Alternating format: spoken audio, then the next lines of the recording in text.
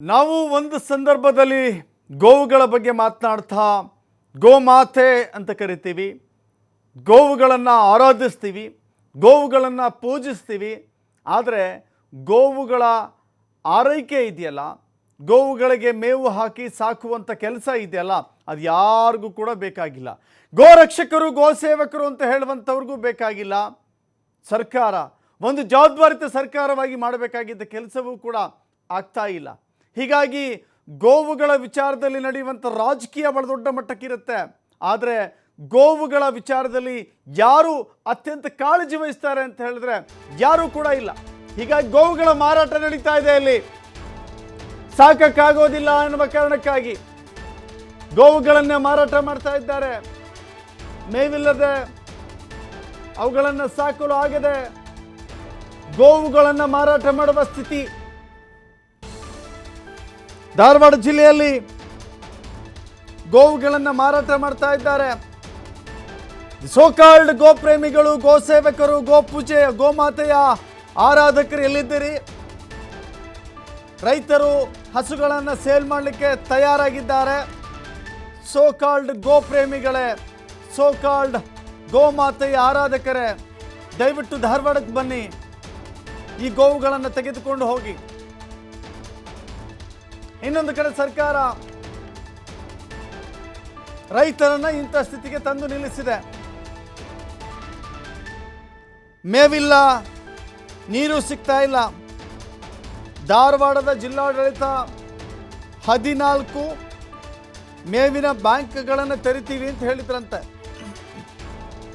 ಆದರೆ ಇಲ್ಲಿವರೆಗೂ ಕೂಡ ಒಂದೇ ಒಂದು ಮೇವಿನ ಬ್ಯಾಂಕ್ ಓಪನ್ ಮಾಡಿಲ್ಲ, ಗೋಶಾಲೆಗಳನ್ನು ತೆಗೆದಿಲ್ಲ. ಹೀಗಾಗಿ ದನ ಕರುಗಳನ್ನು ಮೇವಿಲ್ಲದೆ, ನೀರಿಲ್ಲದೆ ಸಾಯಿಸುವ ಬದಲಾಗಿ ಮಾರಾಟ ಮಾಡಿಬಿಡೋಣ. ಗೋವುಗಳು ನೋಡ್ತಾ ಇದ್ದೀರಿ, ಗೋವುಗಳನ್ನು ಅತಿ ಹೆಚ್ಚು ಸಂಖ್ಯೆಯಲ್ಲಿ ಧಾರವಾಡದಲ್ಲಿ ಮಾರಾಟ ಮಾಡ್ತಾ ಇದ್ದಾರೆ.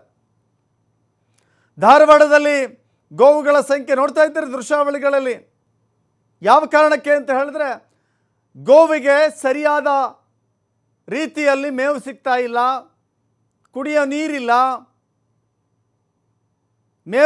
ಮೇವು ಕೊಡದೆ, ನೀರು ಕೊಡದೆ ಅದನ್ನು ರವರವ ನರಕದಲ್ಲಿ ಒದ್ದಾಡಿಸುವ ಬದಲಾಗಿ, ಯಾಕೆಂದರೆ ರೈತ ಗೋವುಗಳನ್ನು, ಎತ್ತುಗಳನ್ನು ಆತ ಯಾವತ್ತೂ ಕೂಡ ಪ್ರಾಣಿಗಳ ರೀತಿಯಲ್ಲಿ ನೋಡೋದೇ ಇಲ್ಲ.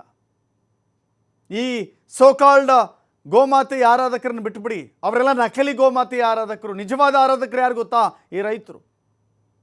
ನಿಜವಾಗಿಯೂ ಗೋಮಾತೆಯ ಆರಾಧಕರು, ತಾಯಿಯಂತೆ ಪೂಜಿಸುವಂಥವ್ರು ಯಾರಾದರೂ ಇದ್ದರೆ ಅದು ರೈತರು. ರಾಜಕೀಯಕ್ಕಾಗಿ ಗೋಮಾತೆಯನ್ನು ಬಳಸ್ಕೊಳ್ತಾರಲ್ಲ, ಅವರಲ್ಲ. ಅವರೆಲ್ಲ ನಕಲಿ ಗೋಮಾತೆಯ ಸೇವಕರು, ನಕಲಿಗಳವರು. ಇವರು ಅಸಲಿ ಅನ್ನದಾತ, ಅಸಲಿ ಗೋಮಾತೆಯ ಸೇವಕ ಹಸುಗೆ ಮೇವು ಕೊಡದೆ, ನೀರು ಕೊಡದೆ ರವರವ ಒದ್ದಾಡಕ್ಕೆ ಬಿಡ್ತಾನ ರೈತ? ಯಾವತ್ತೂ ಅವುಗಳನ್ನು ಪ್ರಾಣಿ ಅಂತ ನೋಡಲ್ಲ. ಎತ್ತುಗಳನ್ನು ಈಗಲೂ ಕೂಡ ರೈತ ಬಸವಣ್ಣ ಅಂತ ಕರೀತಾರೆ. ಬಸವಣ್ಣ ಅಂತ ಕರೀತಾರೆ ಎತ್ತುಗಳಿಗೆ. ಕಾಯಕ ಸಮಾಜವನ್ನು ಕಟ್ಟಿಕೊಟ್ಟಂಥ ಬಸವಣ್ಣನ ಹೆಸರನ್ನು ಇಟ್ಟಿದ್ದಾರೆ. ಬಸವಣ್ಣ ಅಂತ ಕರೀತಾರೆ. ದೇವರ ರೂಪದಲ್ಲಿ ಪೂಜೆ ಮಾಡ್ತಾರೆ ಎತ್ತುಗಳಿಗೆ. ಆದರೆ ಈ ಎತ್ತುಗಳಿಗೆ, ದೇವರ ಸ್ವರೂಪದಲ್ಲಿ ಕಾಣುತ್ತಿರುವಂಥ ಎತ್ತುಗಳಿಗೆ, ಹಸುಗಳಿಗೆ ಮೇವು ಸಿಗ್ತಾ ಇಲ್ಲ. ಧಾರವಾಡ ರೀ, ಹೇಳಿ ಕೇಳಿ ಧಾರವಾಡ ಕೊಂಚ ಅರೆಮಲೆನಾಡು ಬರುತ್ತೆ. ಧಾರವಾಡ ಸಮೃದ್ಧಿಯಾಗಿದೆ. ನೀವಿನ್ನೂ ಹೋಗ್ತಾ ಹೋಗ್ತಾ ಹೋಗ್ತಾ ದೂರದ ಯಾದಗಿರಿಗೋ, ಕಲಬುರಗಿಗೋ, ರಾಯಚೂರಿಗೋ ಹೋದ್ರೆ ಏನು ಕತೆ? ಇಲ್ಲೇ ಹೇಗಿದೆ ಪರಿಸ್ಥಿತಿ, ಅಲ್ಲಿ ಯಾವ ರೀತಿ ಇದೆ ಅಂತ ಊಹಿಸ್ಕೊಳ್ಳಿಕ್ಕೆ ಸಾಧ್ಯವಿದೆ ಹೇಳಿ? ನಿಜಕ್ಕೂ ಕೂಡ ಧಾರವಾಡದ ಜನತೆ, ಧಾರವಾಡದ ರೈತರು ಹಸುಗಳನ್ನು ಮಾರಾಟ ಮಾಡ್ತಾ ಇದ್ದಾರೆ. ಯಾಕ್ರಿ ಒದ್ದಾಡಿ ಸಾಯಿಸೋಣ? ಸರ್ಕಾರ ಇನ್ನೂ ಬೇಸಿಗೆ ಆರಂಭವಾಗ್ತಾ ಇದೆ. ಬೇಸಿಗೆ ಆರಂಭದಲ್ಲಿಯೇ ಈ ರೀತಿ ಪರಿಸ್ಥಿತಿ ಇದೆ. ಇನ್ನು ಹೋಗ್ತಾ ಯಾವ ಹಾಹಾಕಾರ ಬಂದು ನಿಲ್ಲುತ್ತೋ ಗೊತ್ತಿಲ್ಲ, ಯಾವ ಹಂತಕ್ಕೆ ಬಂದು ನಿಲ್ಲುತ್ತೋ ಗೊತ್ತಿಲ್ಲ.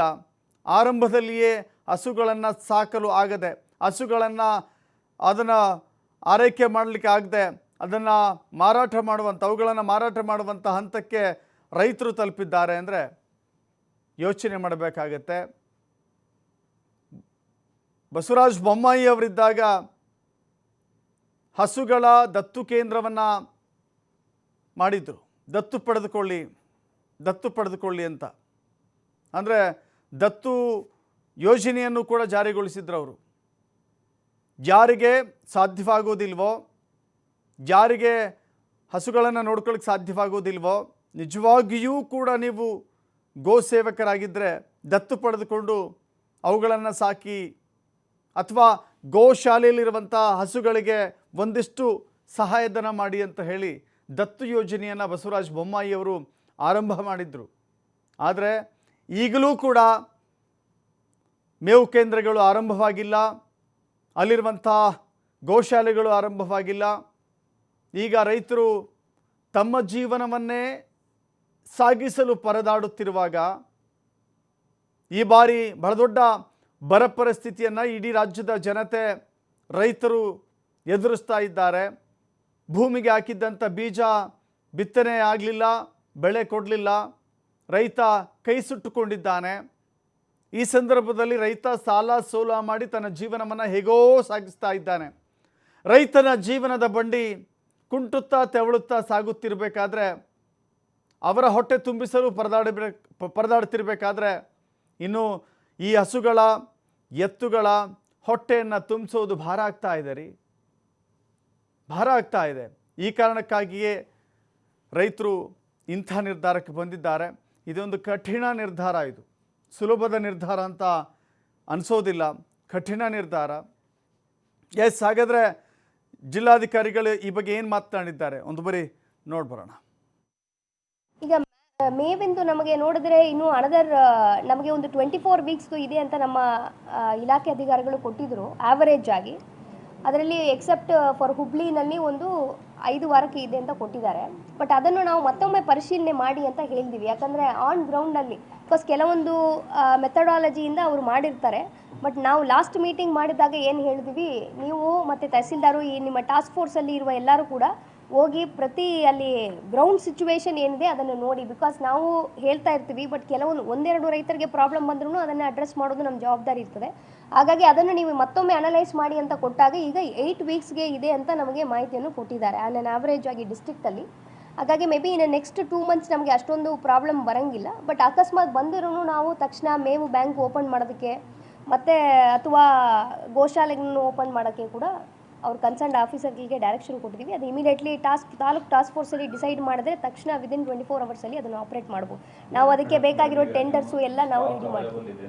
What you are saying is correct only. ಯಾಕಂದರೆ distress sale is one of the indicators of the drought.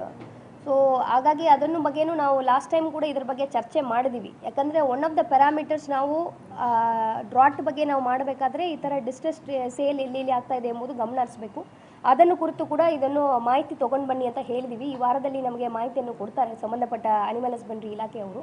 So ಅದನ್ನು ನೋಡಿ ಎಲ್ಲಿಗೆ ಪರ್ಟಿಕ್ಯುಲರ್ಲಿ ಒಂದು ಹೋಬಳಿನಲ್ಲಿನೋ ಒಂದು ಗ್ರಾಮದಲ್ಲಿನೋ ಅವಶ್ಯಕತೆ ಇದ್ರೂ ನಾವು ಸ್ಟಾರ್ಟ್ ಮಾಡೋಕ್ಕೆ ರೆಡಿ ಇದ್ದೀವಿ. ಆ ಮಾಹಿತಿ ಬಂದ ತಕ್ಷಣ if required based on the requirement we will immediately open.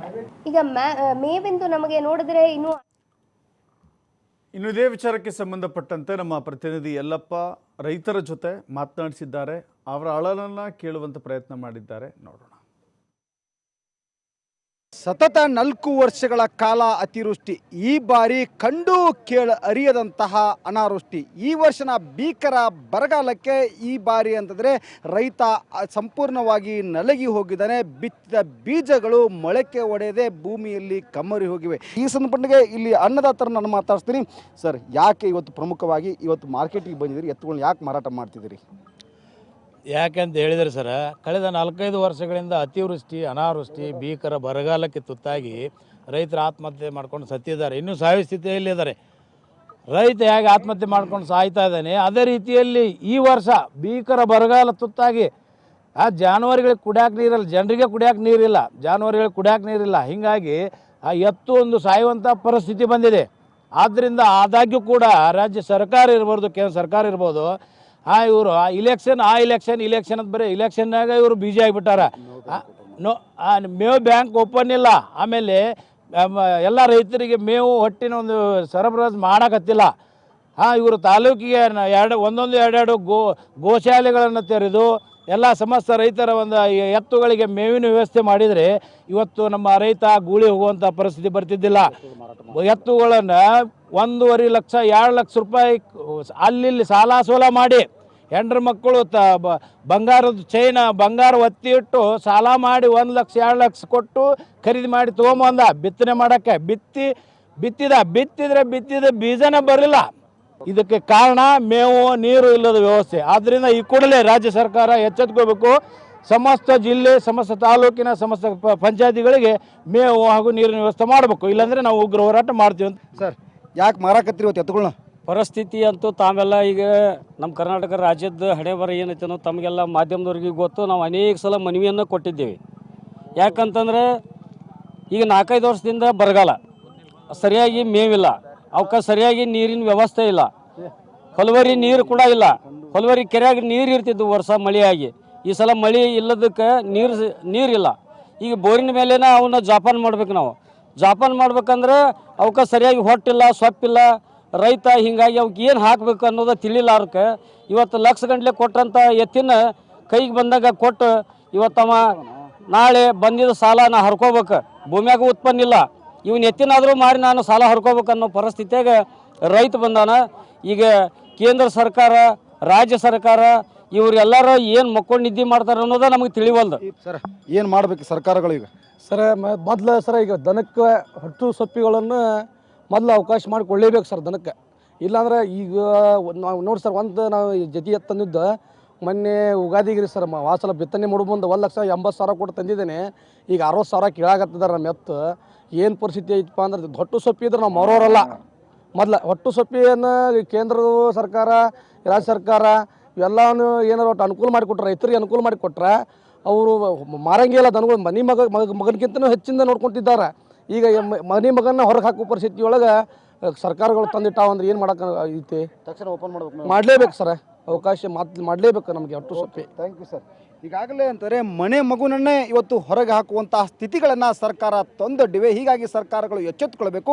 ತಕ್ಷಣ ಇಲ್ಲಿ ಅಂತಾರೆ ಮೇವು ಬ್ಯಾಂಕ್ಗಳನ್ನ ಓಪನ್ ಮಾಡಬೇಕು. ಇಲ್ಲಿ ಅಂತಾರೆ ಇನ್ನೊಂದು ಕಡೆ ಅಂತಂದರೆ ಇಲ್ಲಿ ಗೋಶಾಲೆಗಳನ್ನು ಓಪನ್ ಮಾಡಿ ರೈತರಿಗೆ ಇವತ್ತು ಯಾವ ರೈತ ಈ ಸಂಕಷ್ಟದಲ್ಲಿ ಸಾಲದಲ್ಲಿ ಸಿಲುಕಿಕೊಂಡು ಇವತ್ತು ನಾವು ಮಾರಾಟ ಮಾಡ್ತೀವಿ, ಆ ಮಾರಾಟ ಮಾಡೋದು ನಿಲ್ಲಿಸಬೇಕಾದ್ರೆ ಒಂದೇ ಪರಿವಾರ ಗೋಶಾಲೆ ಮತ್ತು ಮೇವು ಬ್ಯಾಂಕ್ಗಳನ್ನು ತೆರಿಬೇಕು. ಇಲ್ಲಿ ಮಾರಾಟ ಮಾಡೋದನ್ನು ನಿಲ್ಲಿಸಬೇಕು ಅನ್ನೋದು ಅನ್ನದಾತನ ಅಳಲು. ಕ್ಯಾಮರಾ ಪರ್ಸನ್ ಬರ್ ಜೊತೆ ಯಲ್ಲಪ್ಪ ಸೊಲರ್ಗೊಪ್ಪ, TV5 ಹುಬ್ಬಳ್ಳಿ. ಗೋವುಗಳ ಸಾಕಾಣಿಕೆ ಆ ರೈತನಿಗಷ್ಟೇ ಗೊತ್ತು. ಗೋವುಗಳ ಬಗ್ಗೆ ಭಾಷಣ ಮಾಡುವವನಿಗೆ ಗೋವಿನ ಕಷ್ಟ ಏನು, ಗೋವುಗಳ ಸಾಕಾಣಿಕೆಗೆ ಏನೆಲ್ಲ ಪಡಬಾರ್ದ ಕಷ್ಟಗಳನ್ನು ಪಡಬೇಕು ಅದೆಲ್ಲವೂ ಕೂಡ ಗೊತ್ತಾಗೋದಿಲ್ಲ. ಯಾಕಂದರೆ ಭಾಷಣ ಶೂರರು ಭಾಷಣದ ವೇದಿಕೆಯಲ್ಲಿ ಮಾತನಾಡ್ತಾರೆ, ಆದರೆ ನಿಜಾರ್ಥದಲ್ಲಿ ಅವುಗಳ ಬಗ್ಗೆ ಎಲ್ಲಿಯೂ ಕಿಂಚಿತ್ ಮಾಹಿತಿ ಕೂಡ ಇರೋದಿಲ್ಲ. ಯಾಕೆಂದರೆ ಅವರು ಸಾಕಿರೋದಿಲ್ಲ. ಸಾಕಿದ್ರೆ ತಾನೇ ಗೊತ್ತಿರುತ್ತೆ. ಮಾತಾಡೋಣ. ಅಲ್ಲಿನ ಸ್ಥಳೀಯರೊಬ್ಬರು ನಮ್ಮ ಸಂಪರ್ಕಕ್ಕೆ ಬಂದಿದ್ದಾರೆ. ಸರ್ ನಮಸ್ತೆ.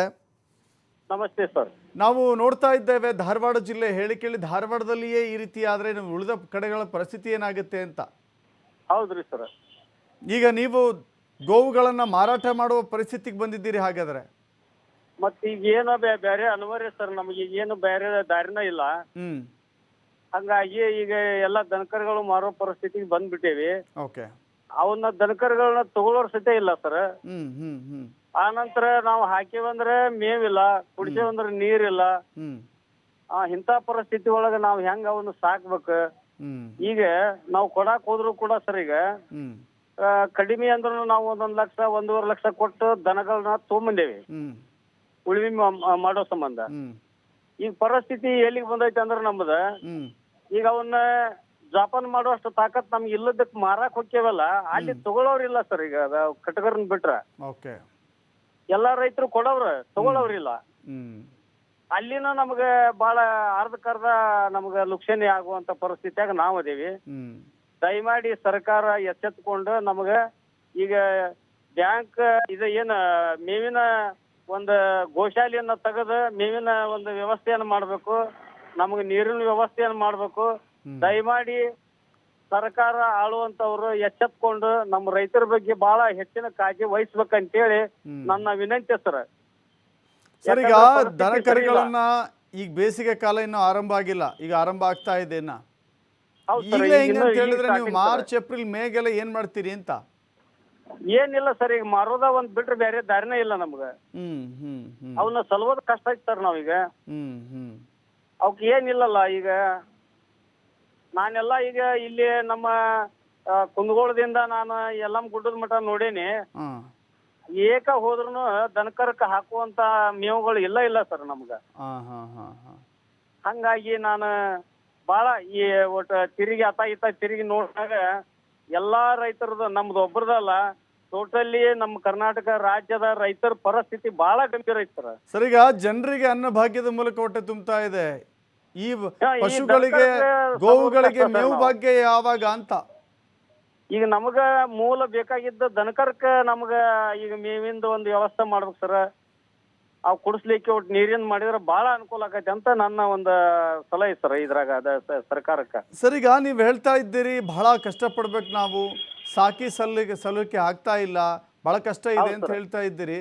ಕೆಲವರು ಭಾರಿ ಗೋವುಗಳ ಬಗ್ಗೆ, ಗೋ ಮಾತೆ ಅಂತ ಹೇಳಿ ಪೂಜೆ ಮಾಡ್ತೀವಿ ಅಂತೆಲ್ಲ ಭಾಷಣ ಮಾಡ್ತಾರಲ್ಲ, ಅವ್ರ ಮಾತುಗಳನ್ನ ಕೇಳಿದಾಗ ನಿಮ್ಗೆ ಏನ್ ಅನ್ಸುತ್ತೆ? ಸರ್, ಅವು ಎಲ್ಲ ನೋಡ್ರಿ, ಯಾರೇ ಆಗಿರ್ಲಿ, ಇವತ್ತು ರೈತರ ಅಂದ್ಮೇಲೆ ಗೋವು ಆಗಿರ್ಲಿ, ಆಮೇಲೆ ದನಕರುಗಳಾಗ್ಲಿ, ನಮಗ ಒಂದ್ ನಂತರ ಒಡಹುಟ್ಟಿದ ಒಂದು ತಂದೆ ತಾಯಿ ಇದ್ದಂಗ ಅವು.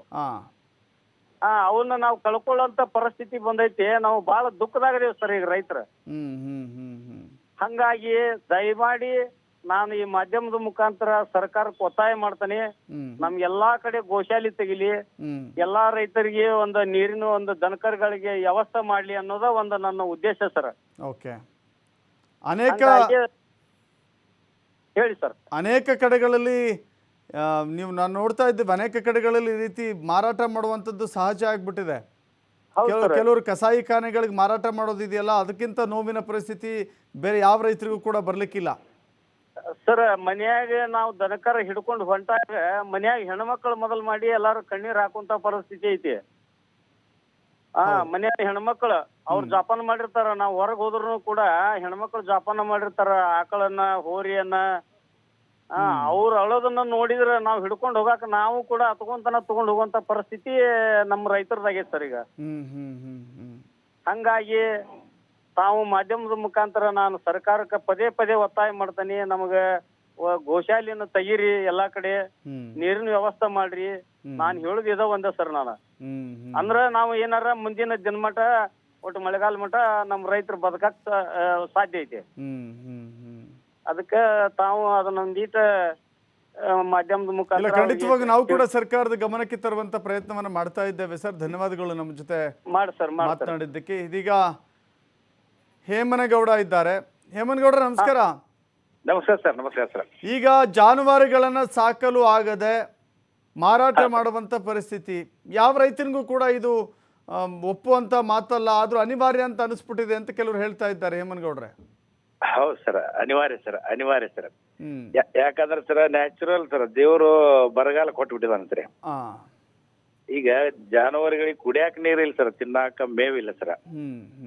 ಒಟ್ಟು ಮೇವಿಲ್ಲ, ತಿನ್ನಾಕ ಇದು ಇಲ್ಲ. ಆಮೇಲೆ ಕುಡಿಯಾಕ ನೀರು ಸರ, ನೀರು ಎತ್ತುಗಳು ಮೈ ತೊಳಿಬೇಕಾದ್ರೆ ನೀರಿನ ಸಮಸ್ಯೆ ಮೇಜರ್ ಐತಿ ಸರ.